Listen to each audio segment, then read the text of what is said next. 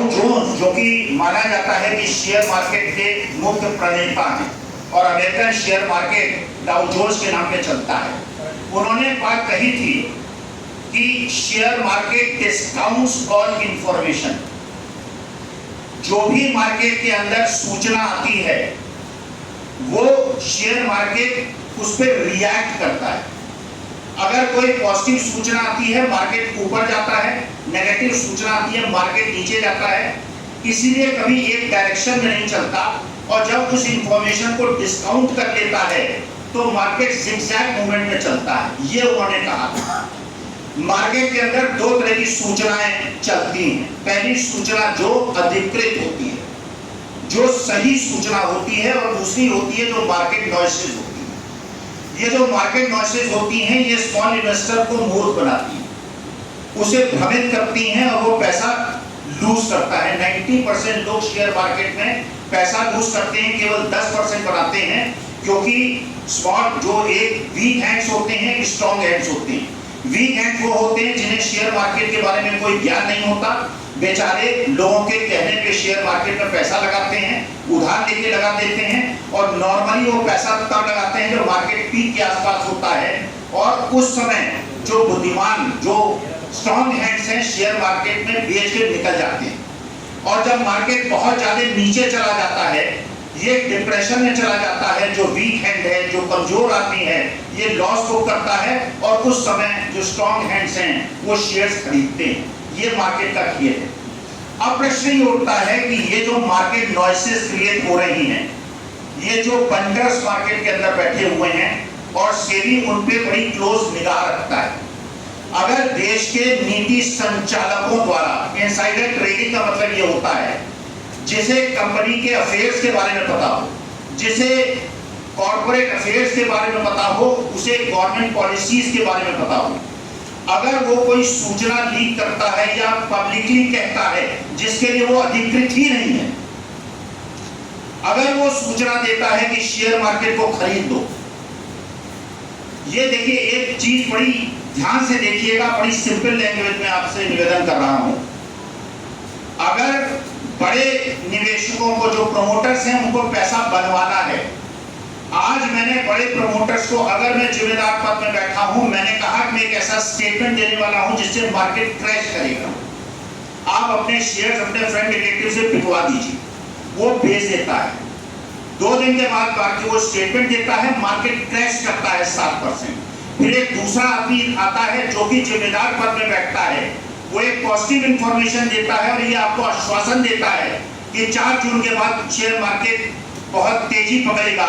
लोग फंसते हैं ट्रैप में, शेयर मार्केट को खरीदते हैं, और उस समय जिन्होंने शेयर बेचे थे, बड़े प्रमोटर्स ने, बड़े पैसे वालों ने, वो शेयर्स को उस समय पैसा बचा के निकल जाते हैं। और 4 जून के बाद ये आश्वासन कौन दे सकता है कि शेयर मार्केट ऊपर जाएगा? मान लीजिए उनकी बात मानकर मैं शेयर मार्केट में अपनी सारी संपत्ति बेच के पैसा लगा दूं, अगर शेयर मार्केट 5 जून को नहीं बढ़ा, मैं किस कोर्ट में जाके किसकी शिकायत करूंगा?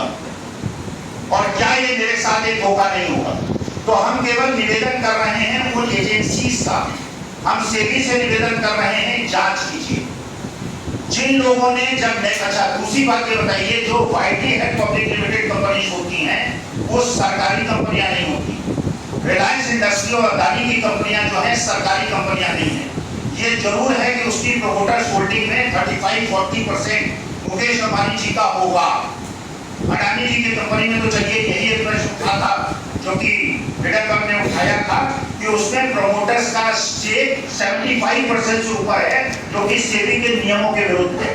सेबी कहता है मिनिमम प्रोमोटर्स होल्डिंग 35% की होनी चाहिए और मैक्सिमम 75% की होनी चाहिए। अगर 75% से ऊपर होगी तो मार्केट में मैनिपुलेशन होगा। जैसे आपको याद होगा हर्षद मेहता और केतन पाल के केस में हुआ था।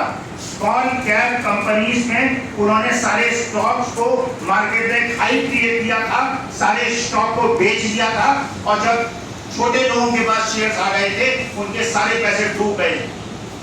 तो आप ये बताएं, ये जो कंपनी है इसमें अगर 25% भी स्मॉल इन्वेस्टर का पैसा है, उसके हितों की रक्षा करना सेबी का काम।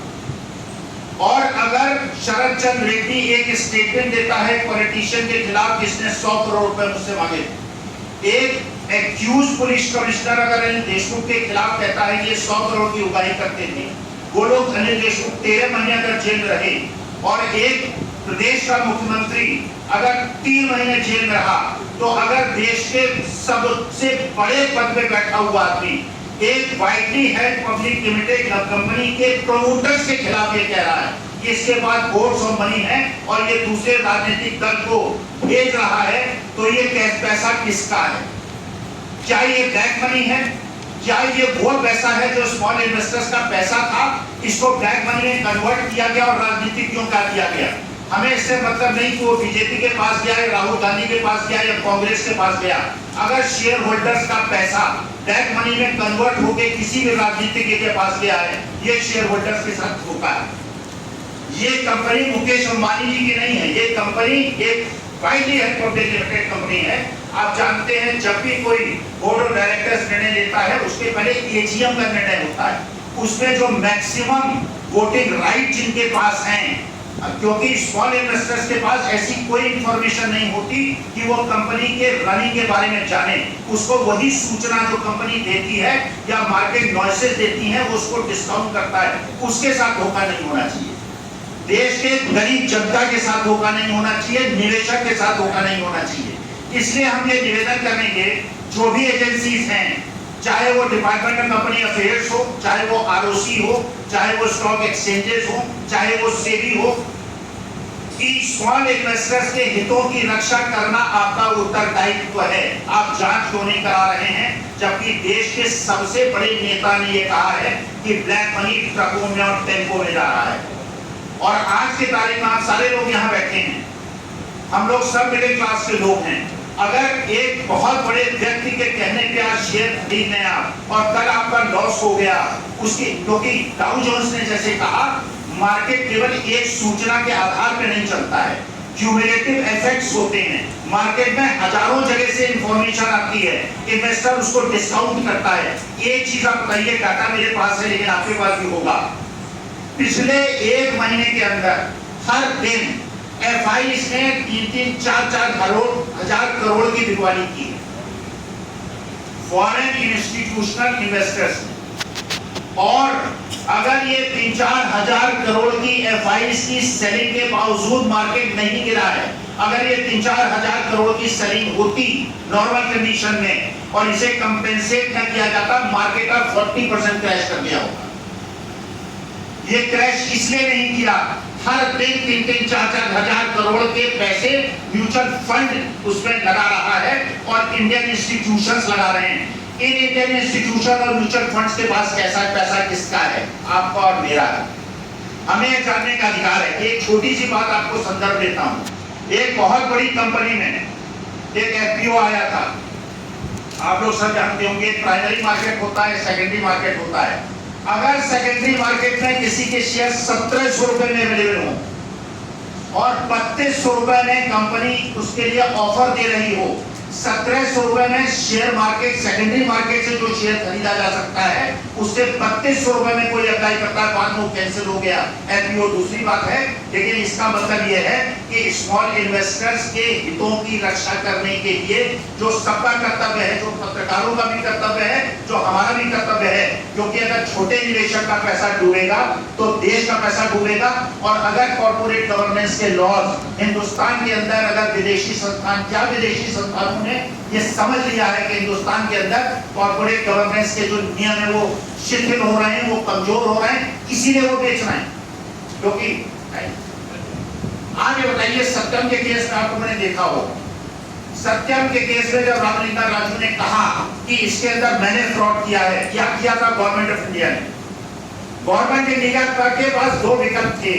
एक था उसके एसेट्स को टेक ओवर कर लेती, एसेट्स को टेक ओवर करके एसेट्स को बेचती, सारी लायबिलिटी कंपनी की होती, सत्यम की होती। जितने भी फॉरेन लेंडर्स होते, हिंदुस्तान के लेंडर्स होते, उनका पैसा डूब जाता। क्योंकि अगर 1 लाख करोड़ की देनदारी थी, 10,000 करोड़ में माल बिकता, 90,000 पर डूब जाता। हिंदुस्तान की कॉर्पोरेट गवर्नेंस की बदनामी होती। लेकिन गवर्नमेंट ने उस समय क्या किया था? गवर्नमेंट ने कंपनी को मर्ज कराया था और टेक महिंद्रा कंपनी है सत्यम को जिसने टेक ओवर कर लिया।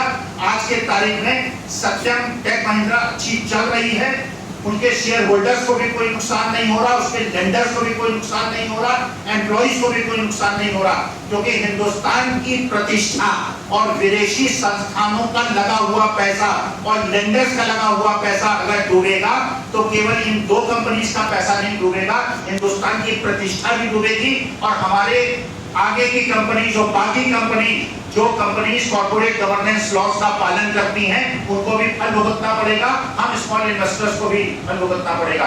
इसलिए हम लोग आपके माध्यम से ये निवेदन करना चाहते हैं कि जो छोटे निवेशकों के हित हैं जिसका ध्यान रखना सेबी का कर्तव्य है, कृपा करके हम किसी के खिलाफ कोई आरोप नहीं लगा रहे हैं, हम नहीं कह रहे हैं कि कोई फर्जीवाड़ा हो गया है, लेकिन हम ये कह रहे हैं, हमें ये जानने का अधिकार है कि जो मार्केट को 7% गिराया गया एक नेगेटिव स्टेटमेंट देके, और एक और चीज आप देखिए, किसी के खिलाफ इस प्रकार का आरोप लगाते हैं कि वो गोरों में पैसा ले जा रहा है तो वो मानहानि नहीं करता क्या?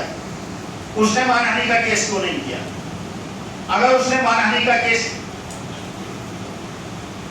तो इसका मतलब यह है हम चाहते हैं कि जो भी संस्थाएं हैं वो संस्थाएं जांच करें, जांच करने के बाद हमारे छोटे निवेशकों को, मेरे युवाओं को, क्योंकि मैं शिक्षक हूं, मेरे बच्चे जो आज नौकरी की तलाश में हैं उन्हें नौकरियां नहीं मिल रही हैं, थोड़े थोड़े पैसे कमा के, और पिछले 2-3 साल के अंदर जो रिटर्न मिला है, क्योंकि ये जानते हैं सत्ता में बैठे हुए लोग कोई भी हो कि अगर मार्केट गिरा 30-40% तो एक नेगेटिव मैसेज चला जाएगा, लेकिन 4 जून के बाद मार्केट उठेगा नहीं उठेगा ये किसी का अधिकार नहीं है बताने का, फोरकास्ट करने का, क्योंकि ये मार्केट फोर्सेस पे डिपेंड करता है। अगर इंटरेस्ट रेट कल गिर जाएंगे शेयर मार्केट बूम कर जाएगा, इंटरेस्ट रेट नहीं घटेंगे, क्योंकि आपको पता है अमेरिका में भी इलेक्शन होने वाले हैं, वो भी नहीं चाहते कि शेयर मार्केट गिरे, लेकिन छोटे निवेशकों के हित के साथ किसी प्रकार का भी समझौता हम नहीं चाहते। इसलिए हम चाहते हैं जो भी एजेंसीज हैं अपने कर्तव्यों का निर्वहन करें और इस चीज का पता चलाएं